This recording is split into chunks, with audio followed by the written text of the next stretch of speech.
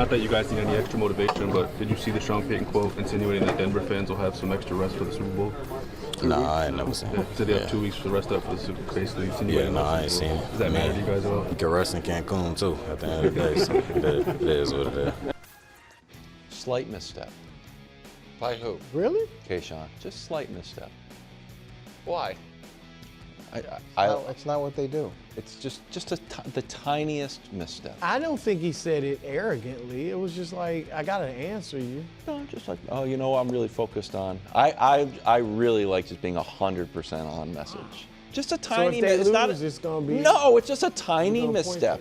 Well, I'm sure you haven't heard anything even remotely controversial coming out of New England because that's not what they do. Decades, right? Yeah. That's so the true. whole thought process is you throw out bouquets to your opponent, and you never say anything sort of inflammatory, and you let them talk, and then after you beat them, you clown them like, oh, you had 2 weeks rest. Well, the start of the season is 32 weeks away, so enjoy your 32 months rest. Flying under the radar here is all the free publicity Cancun gets. There's tons of great places to go on It's vacation. nice. Oh, yeah? Went there on my honeymoon. Oh, that's nice. Maybe that's why it's so popular. Yeah, everybody heard about it. People heard Brew. Nobody knew about it before Jackson that. Blake. Patriots were favored by almost 5, but this line is moving down towards Denver. Now, Coach, the Patriots beat the Chargers by 13. They beat the Texans by 12. The last time they played a backup quarterback, the Jets, they won by 28. I think a blowout is on the board. No, that's not what you think. I guaranteed a blowout. Blowout, Coach. Yes. Do you think a blowout is on the board? Yeah, a blowout's definitely on the board. And as much as there's confidence in Jarrett Stidham, he hasn't played. So that's a problem. You don't know what he's going to be like, and it's a big moment. You can assume what he's going to be like. But I think if New England gets up early and it turns into they have to throw and he has to go win the game and they can unleash pass rushers, he's not great at getting away from pressure. So that's a problem. And when I watched a few games that he played, there's a significant amount of wide receiver screens, quick throws, as opposed to having to move the ball down the field in chunks, having to sit in the pocket a long time. And Trevor Lawrence had, 3 passing touchdowns, a rushing touchdown. He lit him up. Jackson Dart, he had, I believe, 4 touchdowns as well. He kind of lit him up. Mm-hmm. So it's not like this defense hasn't been lit up at all during the course of the season, and Trevor did it in their place. So, yeah, I wouldn't guarantee it, but to say it's on the board, yeah, it's definitely on the board. Yeah, and by the way, while you were talking, Coach, America saw Broncos plus 4.5 were part of Nick's picks, and they were like, I got to get in on that. So true. much so it is now Broncos plus 3.5. The line has moved a point in the last hour or so since we were on the air to where the Patriots are now only 3.5-point favorites. Now, still, road favorites in a conference championship game is incredibly rare. Yeah, isn't that worth like 6? Doesn't no road team or home team get 2 and no, you get 2.5 for being at home. So it'd be a 5-point swing if we're in New England versus in Denver because you get it in both directions. But regardless, I do think a Patriots blowout is on the board. Okay. Because it is certainly in play that Stidham is awful. Absolutely. Like it's Do you think it's in play or likely? I don't think it's likely he's awful. I don't think that. I think that him being 29 years old and having been in the league for this long makes him a different type of backup quarterback. Go. No, my only counter to that, and that doesn't make any sense to me, is after the Patriots played the Chargers, the discussion was Herbert was awful. Yes. Right. And after the Patriots played the Texans, the discussion was C.J. Stroud was awful.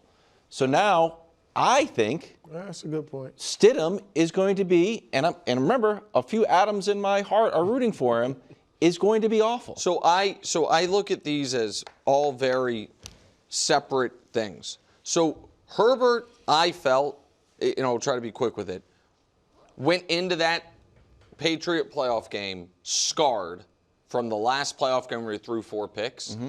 And somewhere in his conscious or subconscious was, I just can't turn the ball over. And because of that, I've then watched, to prepare to argue with Danny, all 22 of Herbert's dropbacks. The Patriots secondary got a bunch in that game, and guys are running open and Herbert won't throw the ball. I think that was a Justin Herbert got in his own head game. Okay. CJ, it was a full-on meltdown. And it was now in both of those games, their offensive lines were, accomplices in the murder of the quarterback of the game. Totally get it. So the reason I'm not saying, well, those two quarterbacks had awful games, so this one obviously will. I think both of those quarterbacks went into those games with totally different responsibilities for what they thought they had to do in that game. I think Stidham comes into this game saying, listen, Sean is asking me to do this and this, and I'm going to have time. And so I think one of the biggest X factors in this game is the Broncos' offensive line. The biggest difference between your first two playoff opponents and this one is you go from back-to-back bottom 5 offensive lines you're rushing against to inarguably top 5 and arguably the best. And so I think that the Broncos' offense is going to be mediocre. That's what I think. And I think that the Broncos defense is going to get to Drake May just like the Chargers and the Texans defenses did. It's undoubtedly on the board. Just because for what you guys said, Jarrett Stidham could go out there and be horrible. Yes. And so that's just what it is. I think you mentioned the offensive line is a big X factor because New England's pass rush has been good in the playoffs. It's J.K. Dobbins, it looks like he's going to play. I mean, I looked at the history of those injuries. This would be the fastest I think anybody's come back from that. So it kind of feels like a little That's posturing. tough. Yeah. If he can play and then play at his normal level, that's huge. Right. Because I don't, last week, Bo Nix led him in rushing with 29 yards. But if Dobbins, who is a really good, good running back, he could really help their run game, which would be a huge part of their offense if he can do it. So that could be an X factor for them too. Also, KW, what you're describing and what we're talking about is a blowout. As bad as the Chargers offense was, that game is 9-3 in the fourth quarter. And you guys have the Chargers have a great defense. Houston game was less than a touchdown. The Houston game is 21-16 in the fourth quarter.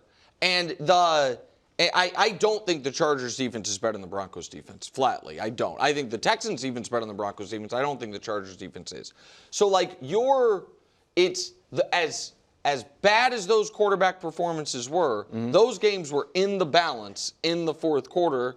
And that's also where I think home field will help Denver. I think those teams, they're trailing, they're on the road, their quarterback's not playing well.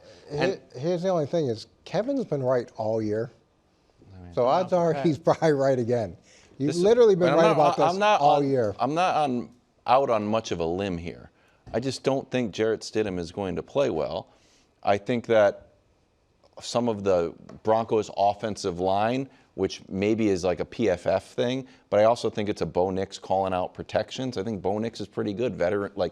I don't know if Bo Nix is calling out a bunch of protections. I think he's I think he will do a better job on identifying defenses than Jarrett Stidham. See, I don't know that. I think he's more elusive than Jarrett Stidham. He's definitely more elusive. So I think he gets himself out of some sacks that then get credited to the offensive line when we look at their overall sack number. Well, no, he's excellent. That was the thing Sean Payton said about why he liked him, was avoiding the negative plays. He's excellent at sack avoidance. There's no doubt about it. But I don't think he's in charge of the protection schemes for Denver.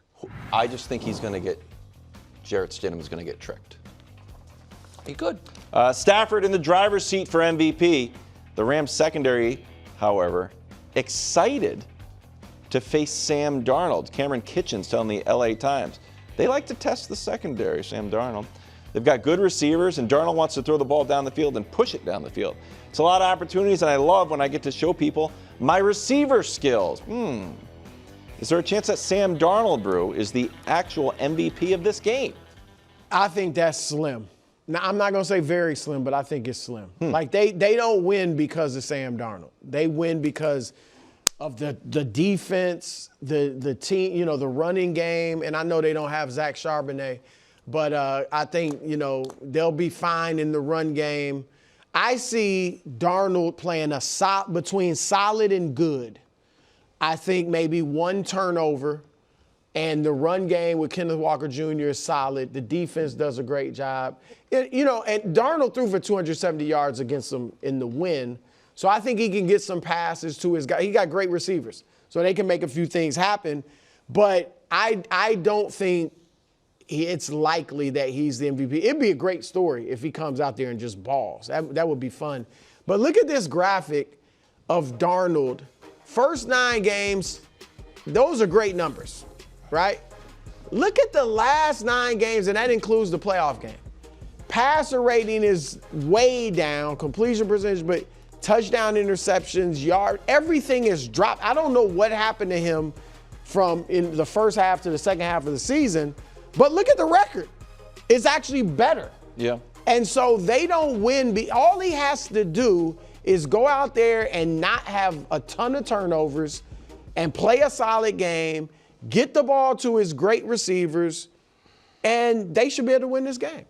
And you guys remember me talking about Sam Darnold in college and how his touchdown to interception rate was almost like 50-50. Yeah. So that last 9 games kind of reminds me of what the numbers look like in college, where it's like, okay, he has the production, he's throwing X amount of touchdowns, but the interceptions aren't that far off. Could that be him getting more comfortable as he's had success? Like, okay, I'm going to be myself now and let it loose. You always hope that guys are going to get out of that pattern, but typically, they kind of divert back to who they are.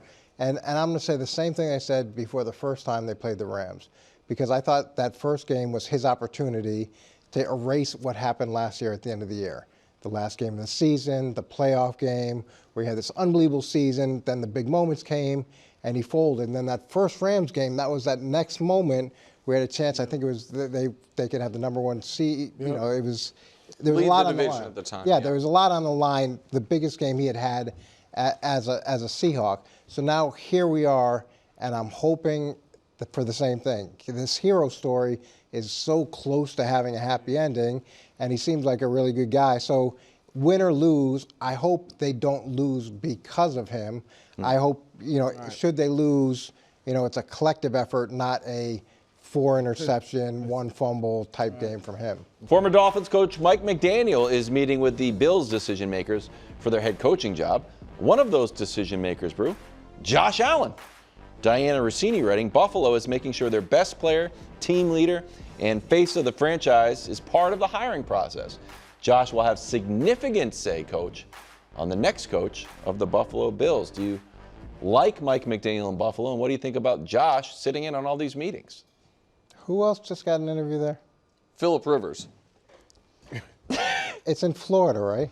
Yeah, they're in Florida.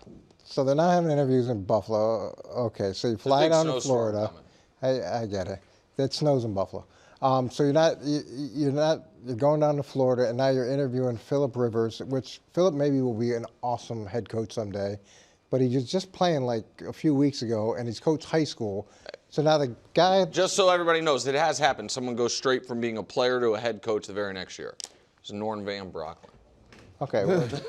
It's the one time. Remember they did something similar with Jeff Saturday. But he had been out of the league a while. Yeah. He had been on TV and stuff. Either Well, way, I'm just saying, high school. The reason we got rid of the last guy is he went to 2 AFC Championship games? Yeah. But he couldn't get him over the hump. Right. But that high school experience, that's what's missing in this formula. And it's just like, well, what are we doing? And I get it. We made an emotional decision in the locker room because the catch wasn't a catch, and you wouldn't have been fired if it had been a catch. But since it wasn't a catch, we're going to fire you, and things are bad. But what about Allen being in on the meetings? I mean, it makes sense. Of course it does. Like, bring Allen in. I don't know. Bring whoever else you want. Like, the whole process just seems like it was thrown together and not really well thought out, and then now we're going to interview everybody. If you're a coach, how would you feel about that? Like, I mean, I guess if you're going into a job and you got to meet, I imagine, with the quarterback at some point and just kind of talk things over, develop somewhat of a relationship. But would you like that? Because the thought is that, does that give the player some power over the coach? Well, there's always danger to doing that, because then in the locker room now, when decisions are being made and guys are getting cut, and let's say you cut, a left tackle, you cut a wide receiver, can that guy, when things are getting a little bit shaky, go to Josh Allen and say, hey, go talk to your guy. Go talk to your guy. Like, how are you, this is your guy that you brought in, and he's making these changes, and now I'm going home. Right. So there can be a little bit of, I don't know if it's jealousy or it's certainly weird. Put more stuff on his plate. Baltimore did have Lamar in on the Zooms, some of their Zoom interviews. And I understand you want him to have a relationship with the quarterback, but it puts that guy in a tough position too, because there have to be hard decisions that are made about personnel. And Josh has relationships with all those guys in the locker room that are totally different than a head coach would have. And now he's part of the process of bringing the guy in. And if that guy suddenly makes sweeping changes to the organization, Josh is part of the reason why those sweeping changes are made. It's just the dynamic. I get part of the thought process, but then when you add some of these other elements into it, it just doesn't seem like this has been a really well thought out decision making. I think Bisciotti in Baltimore has the right approach. Like, obviously, if I'm bringing in a coach and I have a superstar quarterback, if we like a guy, I would have him, okay, he's gotten past step one or whatever, step two. We got to have him talk with Lamar, or we got to have him talk with Josh and see if they can, jibe. But this, I agree with you on, like, I never like having a player hire the coach, so to speak. Mike McDaniel, look, we know he's a great offensive mind. Their problem was defense, and so I think he'd work wonders with Josh Allen, but defensively in Miami, 4 years, he was only in the top 20 once, defensively. So I know you can go get a great coordinator, but if you're just going to go get the guy that's worked really well with Josh Allen, Brian Daboll worked really well with Josh Allen. So if that's the criteria, then you have a very clear answer. You don't know how Mike McDaniel is going to work with Josh Allen. They may not connect, from a personality standpoint, from a scheme standpoint. It's a complete unknown, even though he coaches offense. The Bills have gone from incredible, it seemed like well-oiled machine franchise to, are they dysfunctional? Thanks for watching. Subscribe here to get more from the show and to check out clips from other shows on FS1.